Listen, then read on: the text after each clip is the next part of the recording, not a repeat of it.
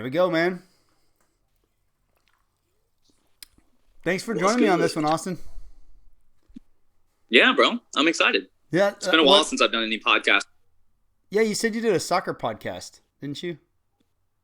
Yeah. Yeah. Are my audio volumes still good? Yeah. Yeah, it looks fine to me. Amazing. So I had a soccer podcast. I've been a lifelong supporter of a soccer team called Tottenham Hotspur. There's this team in North London that I have been following since I was like 14 years old. And so in following this team, naturally, it was harder to communicate with a lot of people here in the States, especially because it's a very specific team that I follow. Now, there are supporters groups throughout the U.S. There's actually one here in Dallas as well that's very, very active. So it feels cool to be able to connect with those kinds of people. But I wanted to be able to bring my knowledge of the game, because I grew up playing soccer, and my fandom to a broader audience, or to be able to communicate with a broader audience, essentially. So that's how I got involved with I actually started my own podcast a long time ago. Someone heard it from the UK, thought I was good enough to come onto their program, and which was funny because I literally was just a noob, but I was passionate about it. And I think that's really where it all stems from, is just your passion for the sport, right?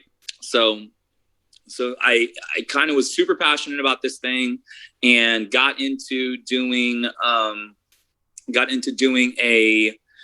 podcast with this group of guys. And then it just multiplied, one thing to the next. I got offered to come on to one program, and then I got offered my own program, which was going to basically be like the US version of like the UK version of that podcast, to kind of have a broader audience, to the US, I guess, or like a voice for the US audience. So it was kind of cool to be able to be part of something so cool and big. And then that kind of fell by the wayside.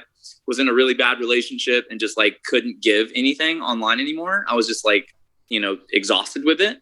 So then came into that space where I was just ready to, it's funny because now it's like, I've been listening to podcasts more. I've been wanting to get back into the podcast game on the soccer side of things. And then you reached out, and now I'm like, this is perfect. This is a good way for me to kind of get back to things. But I actually did go to school for mass communications with an emphasis in broadcast journalism. So being on sports radio and television is really naturally what I wanted to do. So the fact that I still get to like scratch this itch and do this thing with this is really cool. And I just I appreciate you having me on. Oh, absolutely. Did you ever do anything with TV, like sports broadcasting, that type of stuff? No, man. No, I was involved with Sam Houston State. Has an amazing program where their broadcast journalism side of things over there at Sam is pretty significant, one of the best in Texas. So I was part of their news program for a little bit, helped produce some things, do some smaller advertisements, PSAs, things along those lines. That was kind of all part of the core curriculum. And that was about it. I made my own movies in college. That was kind of cool. Made music in college. That was kind of cool too. Those are things that this kind of mass communications background really kind of gives you the opportunity to do, is just be really creative, like in TV and radio. So super cool, but I never got into anything professionally. I think specifically because of the idea that it's so hard to get into that industry, like very difficult. So yeah. So I'm excited to get on and be able to do that kind of stuff again. This is a cool place. So what did you do when you got out of college? Like going for that sort of specific niche of a thing, what did you do when you left? Like, what drew you away from it?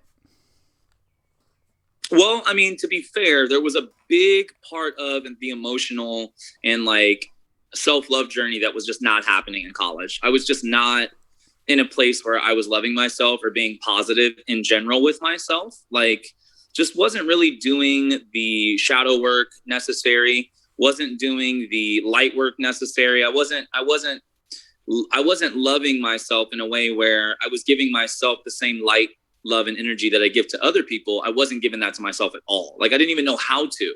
So I was in a very depressed place, towards the end of my college career.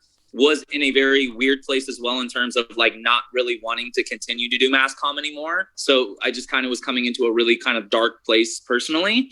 And I also was getting out of a very toxic relationship at that time too. So I just didn't want to be at that school anymore. I did not want to be anywhere near it. It just reminded me of such toxicity, right? Because I had been in that school for probably 3 years plus with this girl that I was with. That it was super toxic. So I had to get the heck out of there, right?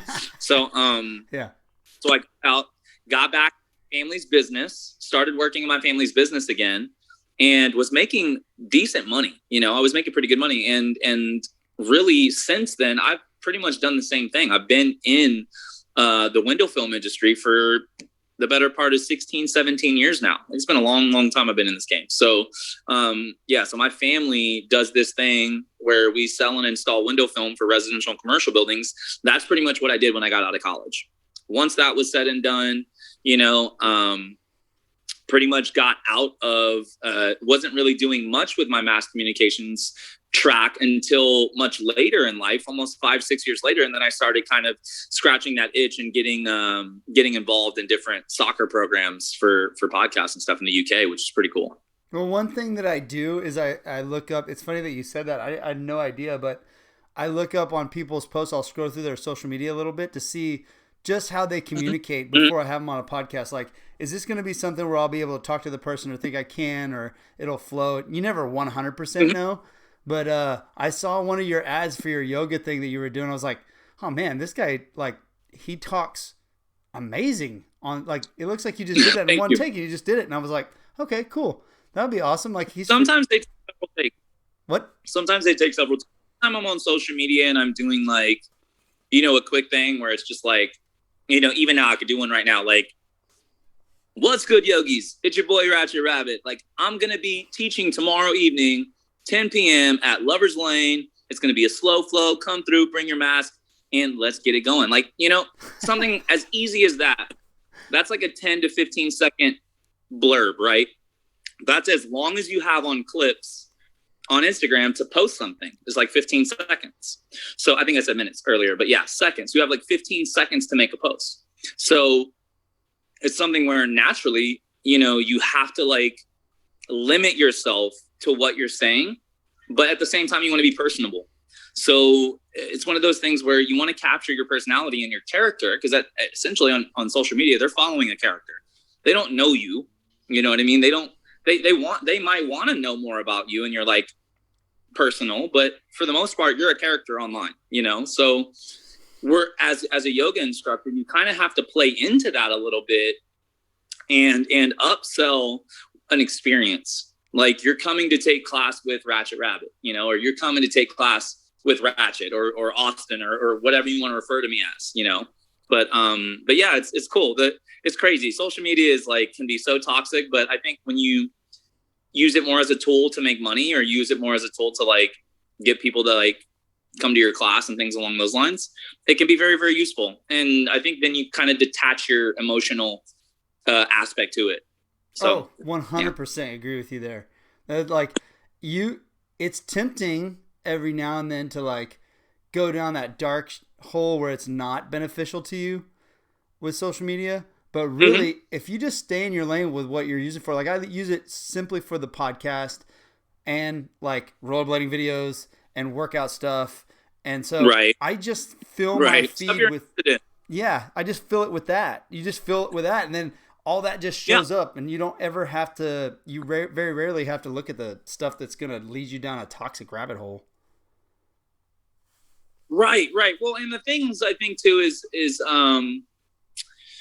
it depends on what you're, like you say, it really depends on what you're using the platform for. If you're using the platform for validation, you will never be satisfied because it'll never be enough. You could get, if you're using it for likes, that shit does not fill your bank account. It does not even fill your emotional bank account or your spiritual bank account. It does nothing for you. It's, and you know what? We're all guilty of it. If we make a good post and it gets a bunch of likes, we're like, man, I'm making some traction. Like, oh, cool, whatever. Or we associate like likes and follows with like our self-worth, which is so backwards, like so backwards, because I know I met some really powerful, amazing people who don't have social media. You know what I mean? And it's hard to believe that exists in 2021, because it's like, don't you want to stay connected? Don't you want to like connect with everybody and like get more people to like follow you, or more people that does not appeal to everyone, you know? So you have to think of it in a way in which it does not toxify your engagement with your community, or your, you know, or what you use it for to be positive for you. You might use it specifically, like you said, for rollerblading videos and workout videos, things that you may see that inspire you to want to be better or do better for yourself, right? But not also to look at these things and then think of yourself in a way where you think I'm lesser than, or I'm not as good as that, and it makes me feel a certain type of way, salty or sad about some shit, right? So it's something where you have to separate that, so then that way you can just function, you know, because it is something where I think I've had definite issues before, like being so attached to the social media, or so attached to like the Instagram, that, you know, you forget at times how much you're on it. You know, I average probably, I would say 2.5 to almost 3 hours a day on Instagram, which is a lot. You know, that's a lot. And I think that the reason that I use it that much, I justify it in my mind and say to myself, it's because of the yoga. It's because I'm using it as an account to drive people into my classes and to grow this community. And yes, that's all well and good. But I am on it quite often, scrolling or going through stories. And, you know, sometimes even though it may be in search of inspiration, or it may be in search of just some cool imagery that drives you on to think of something, you know, cool in your own aspect. You know, like you say, rollerblading videos maybe inspire you to go rollerblade, or to try a new trick, or this or that, or workout videos. They have certain circuits of workout that you see and you're like, that looks cool. I'll just save that, use it later on with some free weights in my house, especially due to COVID. That makes sense. So there's ways in which you can use it to make it be a tool that works for you and not against your mental health. But it's also something where that conversation doesn't get had very often. You know what I mean? Yeah. So yeah, no, it does. It really, and it you said something funny, like it really is easy to look at it and go like, well, I'm not that good, or I'm not that fit, or I'm, you know, whatever. But your point of using it for your yoga, it's not just you telling yourself that. That's what you're doing. Like, I mean, I was going to say, being a personal trainer. True. You know, my wife's a personal trainer. Like, she's a trainer and a CrossFit coach. And so it's building that business and seeing this side of the industry. It's, you got to hustle, dude. Hustle. Like, nobody gets that for free. No, you got to grind your way to the top of whatever you're trying to grind your way to the top of. I got to tell you, even with yoga, it's like, it's a means to an end, yes, but you also have to be very respectful of like the people around you, you know, the people that you care about, that want to spend time with you. You know, you got to put the phone down sometimes. You know, you just got to, even though, you know, you might want to say like, oh, I've got, you know, I'm doing it for the yoga. Like, that's why I'm on it so much. Like, yeah, but also have the ability to disconnect, have the ability to it's like, it's very blurred line. So, you know, you have to make sure that you're staying the course within what works for you.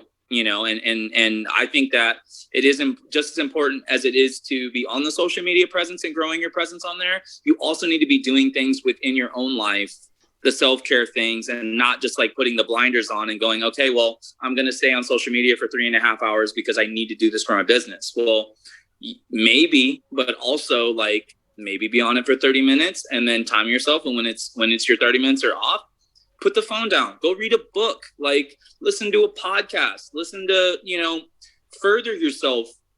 Because I heard something the other day that was very, very poignant. I hate to not credit where I heard it from, because it's like a nugget from somebody who wrote a book, and it was an audiobook. And in this book, it said, the path to fearlessness is through enlightenment. So that essentially means, you know, if you're self-aware and you're trying to make yourself self-aware and self-sufficient in a way where you're always looking for the best version of yourself, you become all knowing of yourself. You become all understanding of what you require, what works best for you, what makes you happy, right? And in doing so, the fear starts to disappear because the fear is replaced with gratitude or replaced with your authenticity, your truest version of yourself. So it's like coming into that, I think is really the goal, you know, and if social media helps you do that, amazing. But like also realize that like at the end of the day, like when it's said and done, how many followers you had or how many likes you had on your last post is not going to give you value to what happened in your life. You know, that's relationships, that's places you've been, that's experience. And you don't get through the phone, you know, not really. Isn't that like the point of yoga is to disconnect anyway, right?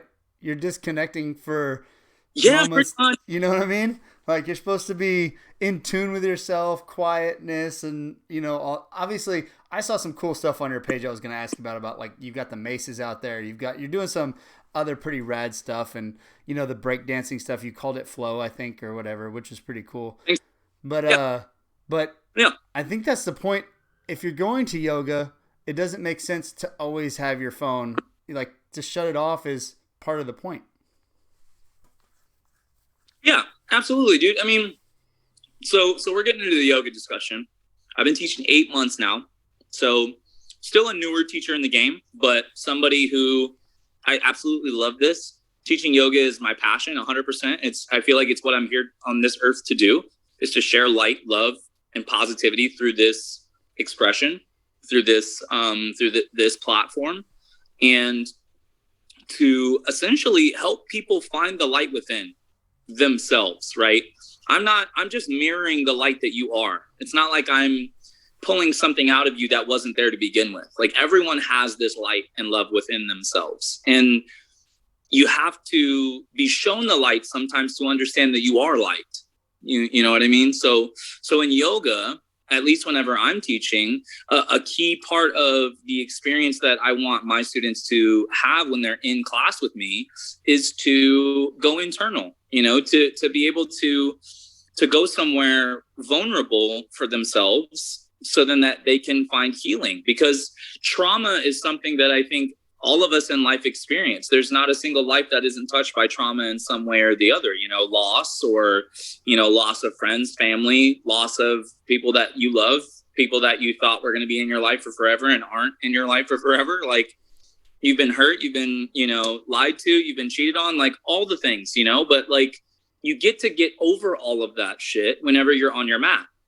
When you're being the yogi, when you're tapping into your heart and your experience in your breath, you know, like you realize that whenever you're on your mat, it's like you're in that space where you have to talk to yourself and you have to like get through some shit because it's so quiet. Stillness and quiet at times in your practice is so required, and it's so easy for us to distract ourselves with all the noise and all the background noise that goes on in all different walks of life that you could easily just have the blinders on for the whole of your life and never really connect or actually like be vulnerable for a second.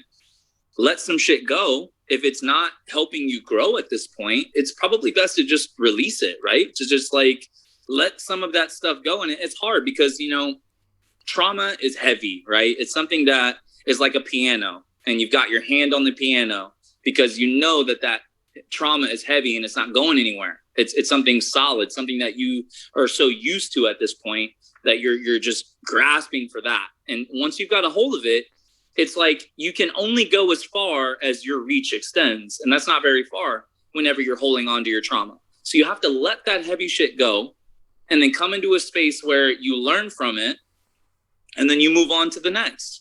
You know, and keep making mistakes. You know, it's the pursuit of perfection is a lie.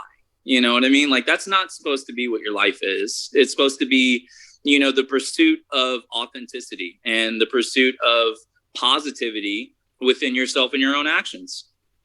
Simple. Simple. It's just as simple as that. I mean, I totally get what you're saying and I don't think it's just yoga for people, in my opinion. it's anything. Like Mm-hmm. when I never worked out before ever. And when I joined a CrossFit class, that was like my jam. It felt like little skating community I had before, and like it just everything meshed. And Yeah. it was my hour to go and be me and not who I am at my job or Mm-hmm. over here with any Sure. distractions going on. It was Yeah. like they all went away. I walked through the door. It doesn't matter. That's my time. And that's like the yoga stuff. It's really cool. I really enjoy talking to people like yourself. There's another lady I had on the podcast, and she does a yoga studio. She has a yoga practice studio. She's really deep into it, but Mm-hmm. she does a lot of Amazing. athletes. And you think of yogi people, and what comes off, I guess, in social media or in your advertisement for it is of like this, centering. There's no personality in it. You're taking the ego away, no personality. But it is kind of refreshing to be like, there's a human being right there that's just like, he's saying it, he has personality, but also it's cool. Like yoga's cool as well as freeing and Yeah. relaxing. All the things. Yeah. Well, I mean, I think that the association with yoga, because it's an Eastern practice, it's very old school. It's even sometimes a little bit too old school in the way that, some of the practices may have been, especially because it was done by mostly men. I mean, it's a very inclusive practice, but I tend to think that there's like some like misogynistic views throughout like the basis of the old world. And obviously that stuff doesn't vibe. That's not even like cool at all. So, so you have to kind of understand that, as a yoga instructor, as a yogi, adhering to a certain set of, I guess, what you would normally think of a yogi or a yoga instructor, it's kind of, it's a little short-sighted because obviously, and that usually is just to people not knowing about it. And of course you fear what you don't understand. So it's something where people will be afraid to step into a yoga studio because you're afraid that you're not going to be zen enough, or you're not going to be good enough, or you're not going to know any of the poses. So you're terrified to even step foot into the space because you don't want to seem like a total noob, and that's fine. I think that that's very fair.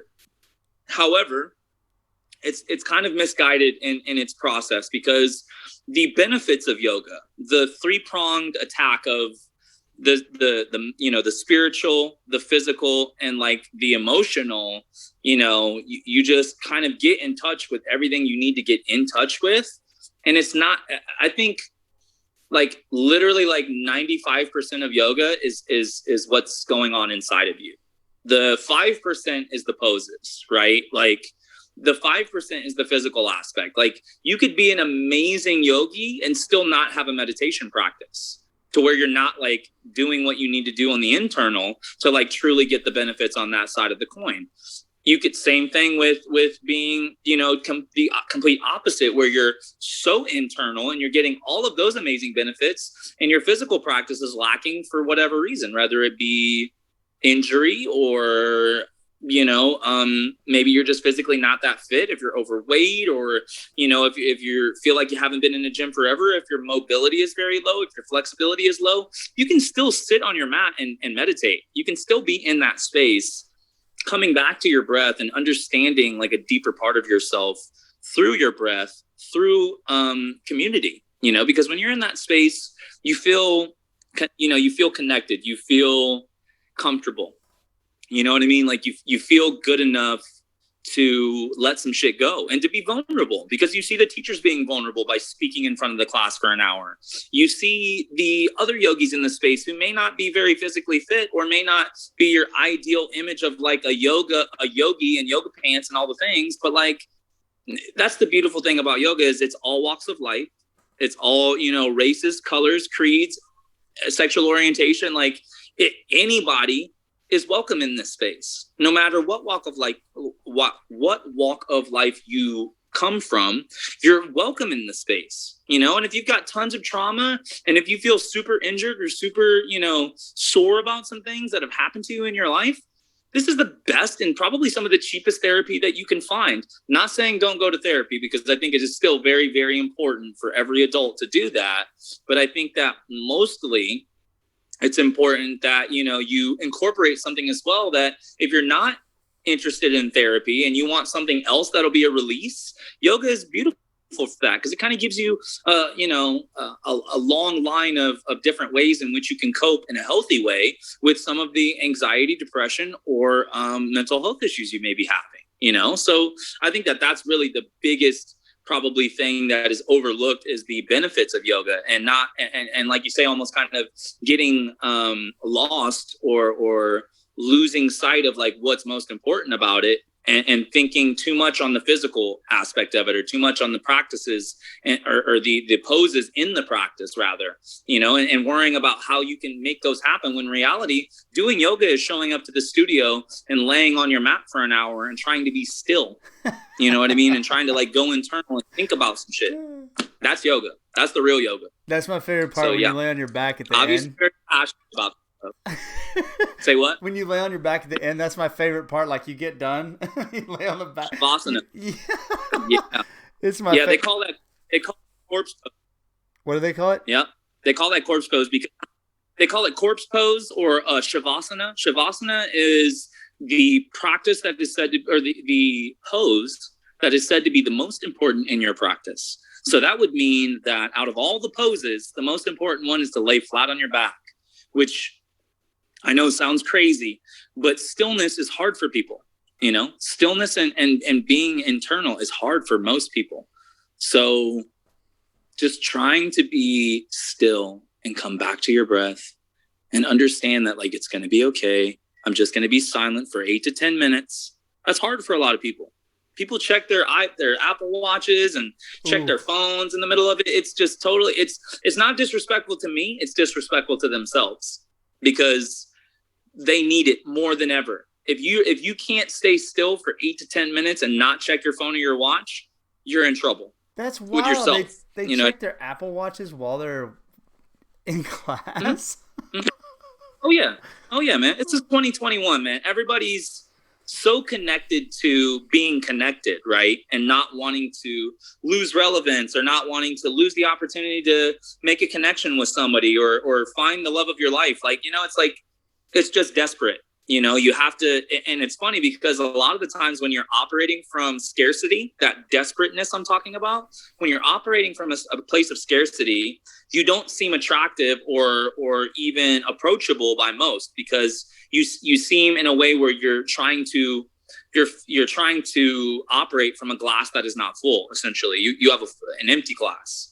So if you're operating from abundance, and you're not operating from scarcity, you're true in your intentions, you're pure with the words that you speak, you do not lie, you do not cheat, you do not steal, you're really just trying to make it your way and find your way in the world in a very positive way, and affect people around you in a positive way. Like, you come to find that people will be attracted to that, and you will find more genuine connections in your life when you start to disconnect and start to reconnect to yourself, to your own authenticity, because that's when people will start to find and come to you, because authenticity is attractive. It is something that makes others want to be around you, because they feel maybe they can be more authentic just by being around you and your authenticity for a little while. And that is what essentially my yoga studio and my community really, over at Black Swan, that's what a lot of the teachers, most of all of us do, and I'm no different. I'm trying to be as authentic as I can in that space. So that way, for an hour out of your day, when you come and flow with me, you can be authentic too. And you can just let down your hair and just be okay for an hour, and if you go back to the chaotic life that you lead as soon as you walk out the doors, that's completely up to you. But the good news is when you come to a space where yoga is being taught, especially by myself, I can promise you're going to come to a different understanding of yourself while you're in the space, because there are going to be opportunities for you to do it or to pass it up. And if you're passing it up, you're probably going to feel like the class wasn't a big hit for you. But that's also might just be because you're dealing with things in a way that typically you wouldn't, in a yoga space. That's, for a lot of people, like I said, that could be a lot. That could be scary, to be still, to be silent, to be, and I mean, it's only, my Shavasana is only like 8 to 10 minutes every class. So it's like you're being physical for literally the other 45 to 50 minutes of the program, but you know, that some people still, they just squirm. They can't sit still, you know? So it's okay though. If anything, I want all of the people who can't sit still to come to my class, because then it's like, let me give you this healing. Let me show you light. Let me show you what a self-love journey looks like from a place of being vulnerable, like myself. Like, I don't mind talking about a self-love journey, because I know that a lot of people don't even understand what that means, but it's very important that you do actively pursue yourself for the rest of your life and the positivity that you require in your life, which everybody does. So that has to be your pursuit. One of your number one pursuits in life is, how do you love yourself? How are you speaking to yourself? The voice that is inside of you, the things that you say to yourself, you should be able to say that, to think about the things that you say to yourself, and think of it as if you were saying it to your mother or somebody that you love dearly, right? That's the same way in which you speak to yourself. That should be at least how it is anyways. I know for me, even to this day, I'm kind of toxic to myself at times. I second guess myself. I say to myself, I'm trash, or you're not good at this, or, you know, if there's something that I'm nervous about because I'm not that great at it and I'm about to do it for the first time, I'm like, I'm going to do terrible, or it's not going to be good. Like, you start sabotaging yourself before you've even had an opportunity to fail or to mess it up, you know? So like, that is the number one thing I think that stops a lot of people from progressing in their life, is because they're holding themselves back. Literally, that's what they mean when they say you're holding yourself back, or you have nobody to blame but yourself. It's because you're not being positive in the way that you reinforce how you speak to yourself. You know, you should be saying good things to yourself about yourself every single day, as much, if not 10 times more than you're ever hard on yourself about the shit that you ain't getting right, you know? Because there's going to be a lot of things that you don't get right. But if you give yourself grace and you give yourself the opportunity and the space to create positivity within that, then you realize that you become grateful for even your failures. You become grateful for the opportunity to fail, or the opportunity not to fail, but to learn, right? So that's really what I think it boils down to, is like, that is for me what yoga is, kind of in a nutshell. And that's why it's made such a big impact on my life, for sure.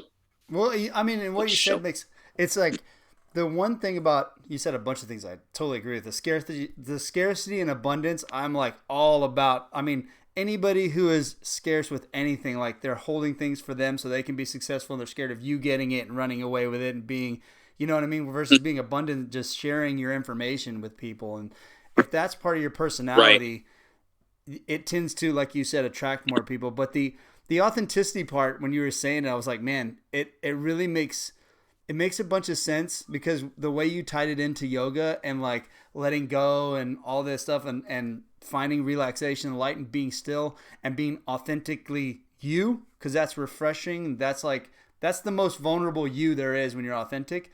But they're not allowed to be that at their 9-to-5 jobs. Most of the time, they've got coworkers looking. They got coworkers looking for places. They've got bosses that they're trying to get promotions to, but they have to be fake too and say certain things they wouldn't normally say. You're playing the political game. You're doing whatever you got to do to get to the top, and that's why the rat race, really, the way in which it's set up, doesn't really serve any of us in a positive way. You know, I mean, it does to a degree whenever you're talking about the EP, the end product. You know, when you're at the end of the day, you say, I made X amount this year, and I lived a life above my means, or I lived a life that I really enjoy because I work so hard. So it affords me the opportunity to do the things I love to do. I get that. It's all means to an end. And I'm not saying like the system all needs to be burned down or anything along those lines. You know, I'm not, first of all, I'm not that aggressive, nor am I that, chaotic in the way that I would express myself, I mean, I used to play paintball growing up, but that's about as aggressive as I ever gotten. I really thought of it more as tag than, you're dead, so it's something where for me, I tend to think, there's ways in which you can express yourself and still do both, right? Do what society is asking of you to do, have a job, whatever that means. Luckily in America, you can have a number of different things that you're passionate about, and those things can help you make money, right? So it's just something where luckily there's a lot of those things where you can kind of blur the lines a little bit in between, like you say, your 9 to 5 and like something you're really passionate about. With yoga, I'm on that journey. I'm trying to find how that works, how I can make yoga be my primary thing, my only thing that makes me money. But I'm also working for my family's business. So I've been doing that for half my life now. And it makes me a decent living. I live well, and I work hard to live well. So shouts out to Man Ready Mercantile. That's their coined phrase. That's in Houston, Texas. It's a men's clothing store. But anyways, yeah. What was I going to say? Yeah, but I work hard and I live well. And I think the reason that I live well more so now than ever is because my mental health is in such a good place. So I have found something that re-energizes and reinstates my mental health as part of my main journey, as part of my key journey. And I make sure that I'm constantly working on that and making sure that that's like in a good place. And then, everything else kind of falls down from that. Now, the thing is, though, is obviously, having said that, just doing the yoga is not going to pay the bills. Not until I get further certified, until I want to do other things with yoga, like do my own yoga teacher trainings, own my own studio, the path to the way in which it's self-sustainable. But I want a family. I have a very serious girlfriend, and very, very happy. And we both see a future together that includes a family. And that's the greatest gift I could ever hope for. And I'll do whatever I have to do to make that financially a thing, right? To make that possible. But, it'll still be within the realm of yoga, but it'll also be within the realm of like, I'm not going to make the chase of the paper be the main goal. Like, I know a lot of people say like that how it has to be successful. When in life, like when they asked Bob Marley, they said, how rich are you? And he said, when you say rich, what do you mean rich? He said, what he means is, I'm rich in family. I'm rich in love. I'm rich in the things that matter most. Right. So like, it just means that, even though the money is necessary, you can always make the money to do the things that are truly, truly special in your life, like having a family, and sharing light and love with people, helping people. That's the thing about yoga too, is I love so much, is that you really feel like you're helping people. I taught 2 classes today. I had 7 people in my first class. I had 2 people in my second class. Both those classes, I know I made a positive impact on the people that were in those classes for a fact. Like, I just know that what I did today was impactful. It was positive. And that's enough for me. Even though it's not paying me in the bundles, it's something that pays me in my heart more than I could ever ask for. So keeping that healthy balance of like filling the cup, doing what I'm innately like born to do, share light, love, and energy and positivity, change people's lives for the better, and then, try and make money however I can is kind of the hustle right now. Hopefully I can start to connect dots a little bit more efficiently and make both of them work cohesively, like, and we'll see. I'm excited. I mean, I think things like that always work out, but it's amazing that you're saying that same thing, because I have the same sort of feeling, and I got caught up in the like no fun, nothing in my life, just work, pay bills. This is the way life is supposed to be. That's what everybody's telling you from all sorts of angles. But when you get your hobby, like you're doing with the yoga, you're passionate about it. It bleeds through in the podcast right now. Like, I'm loving talking to you about yoga. I'm not a yogi, but I'm loving this because you're so passionate about what you're doing. But when you find that, even if you have a 9 to 5, when you find that you can be authentically yourself, like I don't even know if I'm talking right, but you can be yourself and still have that 9 to 5. You know what I mean? Mm-hmm. Like, I figured that out because I'm not doing what I love right now. My boss is great.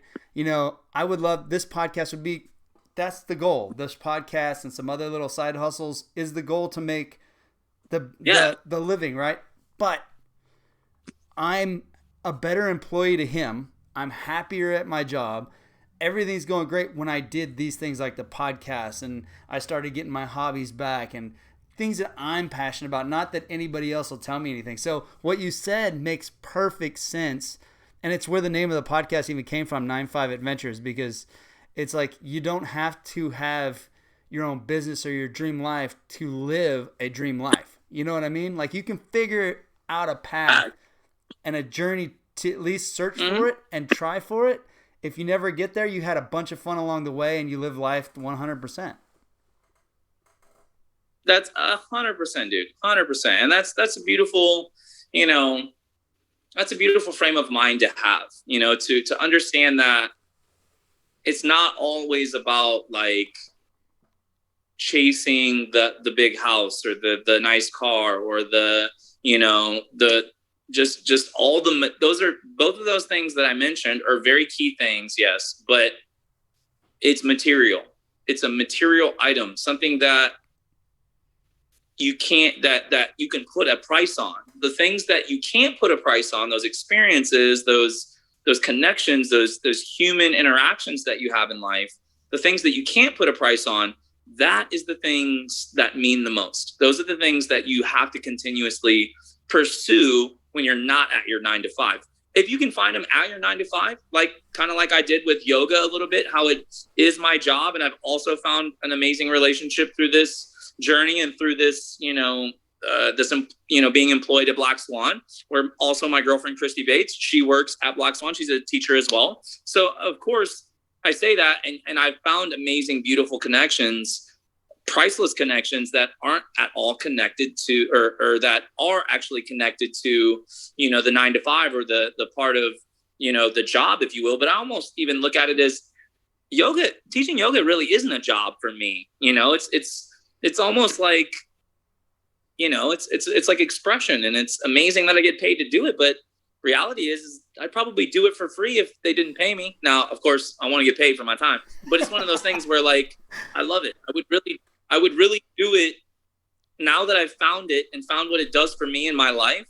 I'll do this every day until I can't speak anymore. Like, it's amazing. It's incredible to be able to help people feel better about themselves just by telling them to love themselves, to tell them that it's been hard for me to love myself, but I'm loving myself now more than I ever have. And my life is better now than it's ever been because of it.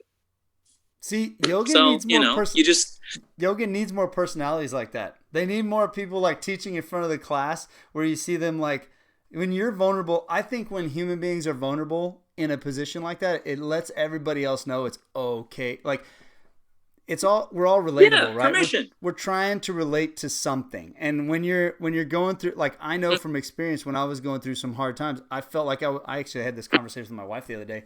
Like, you feel like you're the only person going through that situation, even though you're not. It's happened to a million other people, like you've heard. Yeah. But in your situation, your bubble, you're the only one going through it. And if there's nobody to relate to, you don't have anybody close to you that can help you through it. It's like, man, you feel alone. Like you feel all by yourself and you don't know what to do, like you have no idea where to go or what to do. And then you find something like this, like, oh, it's so freeing. And like, it makes the world, it opens your eyes up and you're like, oh, wait. The yoga instructor is going, like, he had a hard time with something too. You know what? And he's up there. He's like happy. He's teaching yoga. He's doing what he loves. You know what? Everything's okay. I'm going to sit. You know what? Yeah, I'll sit here for 8 minutes and be still. I'm going to turn my Apple Watch off. Doop. Yeah, exactly. Well, I just think that, you're right. Whenever you are vulnerable, that's what it is to be a yoga teacher, pretty much. You're giving a performance, 60 minutes, and you're trying to get people to let go, which is hard. Because like I said, the pain, the trauma is heavy. So to let go of that is scary because it's like, it's what I know, I'm comfortable in being upset about some shit all the time. Like, okay, but just listen to that. Like, if you think about that, it's like, what? So you would willingly choose to be frustrated about some shit that happened to you 10, 15, 20 years ago. Right. And let it affect your everyday life, or you can talk about it to a group of people that are going to hold space for you, that are going to care about what you say, and they're going to try and just hug you and tell you it's okay. Like you're good enough. What happened to you back then doesn't make you any less of an amazing person here and now right in front of us. So being in yoga teacher training is actually what for me was the part where that allowed me to start to let some shit go, let trauma go, let things that happened in my past go, to where I could just be good. I could just be great. You know, I don't gotta let things that happen to me or the way that people treat me be associated with my self-worth or be associated with how much I love myself, you know? Well, so, but it takes time, you know, it does take time, and it takes you having to allowing yourself to be vulnerable. And a lot of people don't do that because they think it'll make them look weak or make them look less manly if you're a man, or less put together if you're a woman, or whatever, however you associate yourself, or you would like to be seen as someone who's got their shit together, when really all of us are fucked up. You know, none of us really have it all together, right? Like everybody's got a story, everybody's got trauma. Like, and it's funny too, because like you said, that kind of that misconception of, you know, thinking that yogis are people who have it together. Like, if anything, yogis are the people who are just as screwed up as anybody else, but they're willing to go to a space where you know that that's actually part of why you go, is to get rid of that shit. And I'm sure that the CrossFit community is like that in a way as well, because you're using those endorphins that you get when you work out, same thing in yoga, to overcome maybe how you're feeling in your emotional life or how you're feeling in your spiritual life. You're kind of filling gaps, if you will. And it's always better to fill gaps with something that's positive or productive for your body and for your heart and for your life. But, you know, it's something where I think even then, like, it's good to go to therapy. It's good to talk to somebody and get an opinion or get an understanding from an outside perspective as to why things might not be going the way that you want them to go. And it's expensive, but it's something that is worth investing in. And then once you kind of get a baseline for your mental health, you can approach your mental health in multiple different ways. Luckily for me, once I got a good grip on it and was in therapy, which I still need to go back, everybody does, but it's something where once I got a good grip on it, I started going to the yoga studio nonstop, and that was my therapy. And it's pretty much still been my therapy. And then having conversations like these with other yogis or other people who are in search of enlightenment, and you have these moments, these epiphanies, these breakthroughs, where you start to understand things about yourself better and how you can love yourself or how you can fill your own glass, you know? Yeah. And I mean, you're talking about therapy and stuff, and not that I haven't been to therapy and don't support the therapy side. For me, the most benefit I got was surrounding myself with people that I wanted to be successful. Like, so not rich wise, but like people with strong values that, you know, that kind of were doing the things that I wanted to be in the future. Like the good things, all the good things, like just support yourself with those people, but then getting with them and being vulnerable with them, like you would a therapist. You know what I'm saying? Like, like it's the same thing. I mean, yeah, you just need somebody to talk to, bro. Yes. Like, basically, you just need someone to talk about the shit that's bothering you. But objective, like, you gotta have honest. That. You gotta have honest people to tell you the truth. Versus, you can't have, if you're gonna do that with friends, you can't have yes men. I don't like them in my life. Like, I like people who are gonna tell me straight up, like, look, dude, that wasn't as good. You can tighten up here. I don't view that as negative. I view that as like constructive, you know? And if you got a friend that's willing to be like, dude, you're my friend, I'll go to war with you. Like, this is what I see where you can tighten this up. Okay. And if you tell them something out loud and they go, dude, you're the problem in this situation, you're like, okay.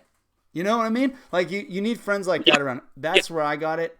I have that kind of view on the therapy thing where, I mean, and I support all of that stuff, all that therapy. When you're talking right now, it really got me to thinking, you know, yoga, you're focusing on getting into poses. The physical, you said, is 5%, right, or whatever. You're focusing on getting into poses. Mm-hmm. So you've got to focus on these poses so hard that your mind is going to release all the other things that are going on.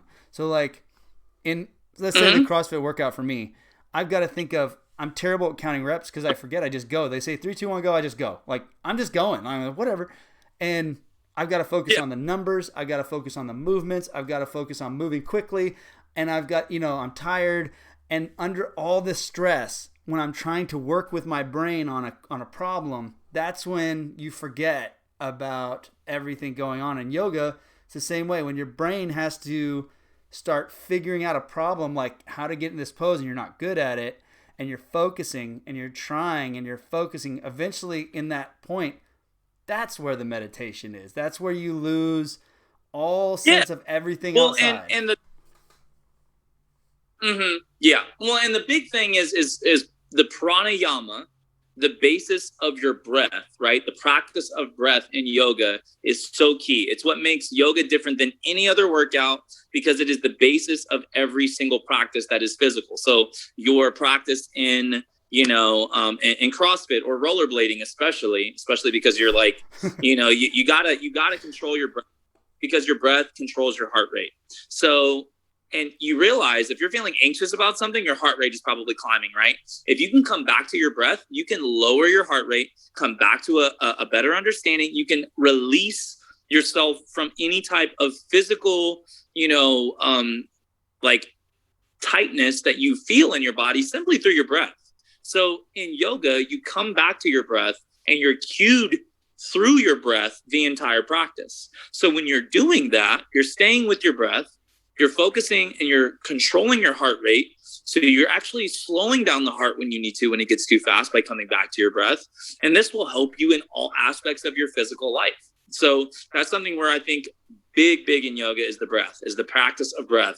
And once you come into that, you can apply that to other practices like CrossFit or hunting or, anything that you have to hold your breath in, like soccer, anything. You can control your heart rate. You can truly control how, you handle high pressure, high intensity situations. So that's what I love about it, is you can actually control the heart rate. You can control the breath. You can control the body. You are in complete control. You just don't realize it. So that's what I really love about yoga too, is that you have, like I said, if you just get so many things, you almost forget about all the good things that happen to you inside that space.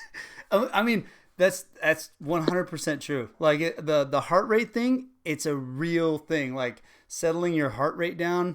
Nobody makes great decisions with their heart rate going like blasting. You can't think straight. Everything. When you're in a competitive setting, if you watch the pros and the most successful on any level, they always calm themselves before something so they can focus, or not calm themselves, but like, because you can be nervous without having a high heart rate. Yeah. So like that breath, what you're talking about, dude, breath work is so amazing. I don't care what level, like what you're doing it, whether it's Wim Hof yoga, just practicing on your own, whatever, dude. It's fantastic. Yeah. It's definitely a huge part of why yoga is so magic, because you have, and what's so cool too is your body breathes on its own, so it's not like you have to focus on breathing to breathe. You're going to breathe always to survive. Your body will do this. So it's cool that it happens without you even really knowing it. But if you can control the way you breathe, you can even control the way you speak, like I'm doing now. I'm controlling the amount of words that I'm saying, and I'm even filling spots that make it sound more interesting just by adding little bits of space, little pockets of time, by controlling the breath and how I'm expelling energy and how I observe the conversation, observe the words. See, all of that is different than me just speaking regularly. And that's how you can be when you're teaching too. So the breath applies to all facets of your life, even how you communicate, right? So, man, you got to get a podcast going again, like on all things. It's something where I probably will. And, maybe we'll get together. I know we're coming up right on an hour, but, maybe we'll get together again and talk more about, rollerblading or other things that we're mutually interested in. But, this was a lot of fun. I really appreciate you having me on, dude. This was cool. It's cool to be able to expel positivity on a platform that hopefully might help others, like that's all I could ever hope to do. If someone was to listen to this podcast and say, I really needed that.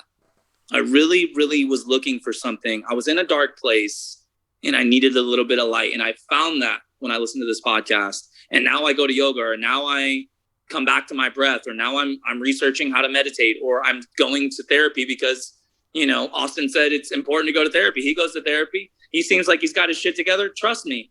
I don't really. I mean, I do, but I still am working on it. I'm a work in progress. All of us are. We're all in this state of repair. But the thing is we're also all good enough right here and now. You're good enough. I'm good enough. You're worthy of light and love, and so am I. So give it to yourself. Dude, I love it, dude. I love it. This has been an awesome show. And yeah, you can come on anytime, dude. Like, and I normally wouldn't have to do the hour, except I got to go pick up kids. So like I have a small little pad, but like not much. We're good, dude. I got what we needed. I think that people will listen to this and probably be like, "Whoa, that was good." That I needed that. Oh, it's like you're like a clip machine, dude. I could just sit there and just play, like record and then just throw a clip out because like, look, Austin said this. I'll have clips for like 6 months of just your podcast. Amazing. Like, amazing. This is great. This is great. This is awesome, man. Well, man, thanks. Give a shout out to your yoga studio, all that stuff, where they can find you when you teach and whatever you want. Okay. All right. So personal promo time. My name is Ratchet_Rabbit on Instagram. That is not a mistake. Ratchet_Rabbit on Instagram. So follow me. If you don't, I'll follow you back. I will like all your posts. I will comment. I will send you messages of positivity and give you good energy. If you support me, I will support you. That is the way. I teach at Black Swan Yoga Studio. That's here in Dallas, Texas. There are 2 locations. There's one in Bishop Arts. I teach there every Monday at 9 a.m. That's a power flow. Every Monday at noon, same place at Bishop. And that's a sculpt. So if you want to lift weights, if you are part of, the CrossFit community and you like to do a little bit of crossover with yoga and like free weights, kettlebells, things along those lines, come to that sculpt class. I teach 2 of those every week, both at Black Swan Yoga Bishop Arts. Again, that's every Monday at 9 for a power flow, every Monday at noon for a sculpt. Tuesday evenings, I teach over at the other studio, Black Swan Yoga Lovers Lane. I teach there. That's a slow flow that I teach every Tuesday evening at 10 p.m. Now, every Thursday, I teach a sculpt class again. So that's lifting weights with yoga. That's the class that I think a lot of people who like lifting weights would like to get into yoga. Maybe it's a good way to get into yoga because it's not as formal. It's a little bit more fun. And the music, obviously, the playlist is always bomb because your boy is on the 1s and 2s. So having said that, again, my name is Austin Nardone. It was a pleasure speaking with all of you this evening. Thank you for having me. And peace and love. All right, man.